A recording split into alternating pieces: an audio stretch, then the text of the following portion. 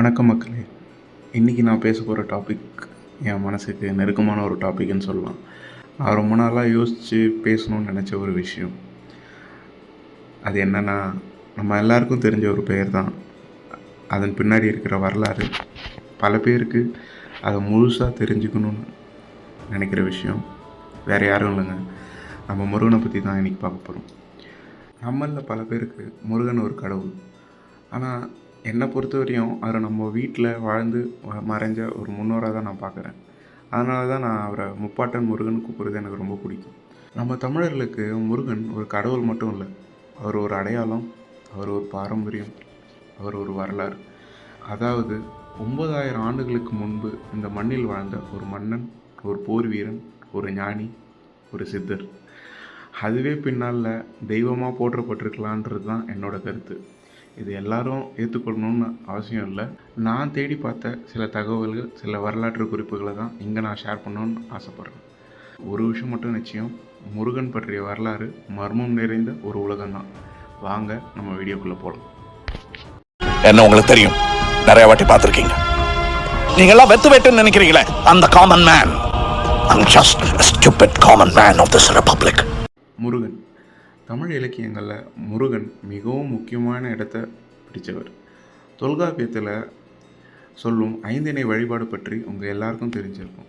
அதில் குறிஞ்சி நிலத்தின் தெய்வம் தான் செய்யோன், அதாவது முருகன். முல்லை நிலத்துக்கு மாயோன், அதாவது திருமால்.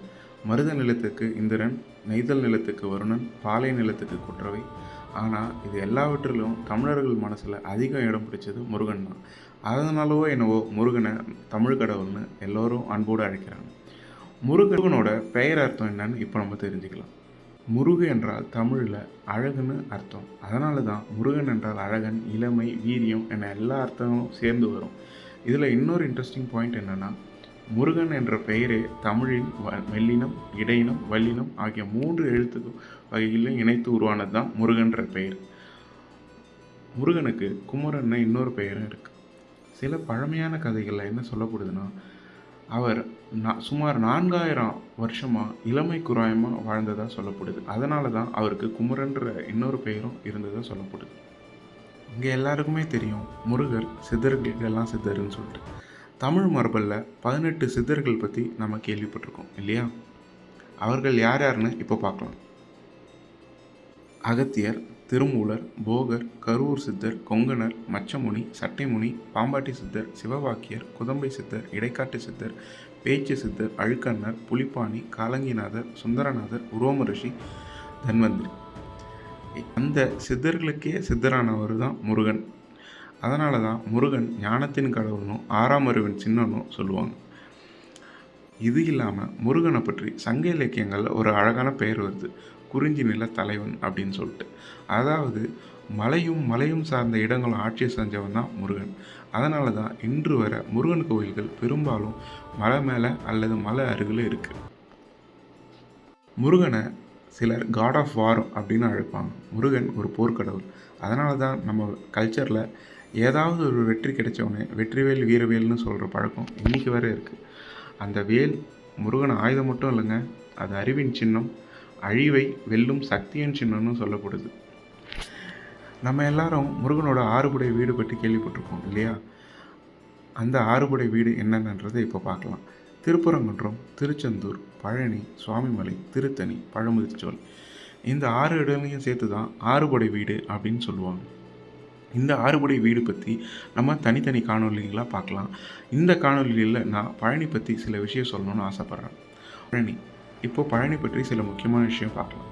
பழனி மலை மீது இருக்கும் முருகன் சிலை சாதாரண சிலை இல்லைங்க, அது நவபாஷான சிலைன்னு சொல்லப்படுது. அதை உருவாக்கியவர் தான் போகர் சித்தர். போகர் 18 சித்தர்களில் மிகவும் புகழ் பெற்றவர். சில வரலாற்று குறிப்புகள் படி அவர் கிமு 5ஆம் நூற்றாண்டில் வாழ்ந்ததாக சொல்லப்படுது.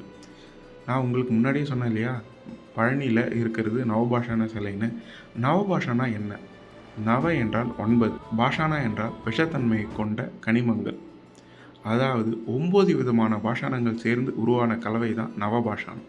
ஆனால் அது ஒரு சாதாரண கலவை இல்லை.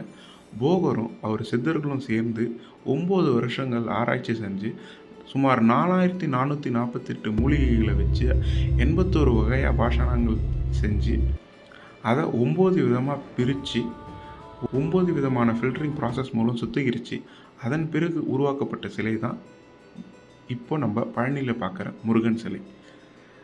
இந்த சிலையை வடிவமைக்கிறதுல முக்கிய பங்காற்றினவர் புலிப்பாணி சித்தர். சரி, ஏன் போகர் பழனி மலையில் இந்த மாதிரி ஒரு சிலையை செஞ்சு வைக்கணும்? அந்த காலத்தில் மக்களுக்கு இருந்த ஒரே பிரச்சனை என்னென்னா நோய். ஏகப்பட்ட நோய்கள் மக்களை அன்னைக்கு ரொம்ப வாட்டி வதைச்சிட்டு இருந்துச்சு.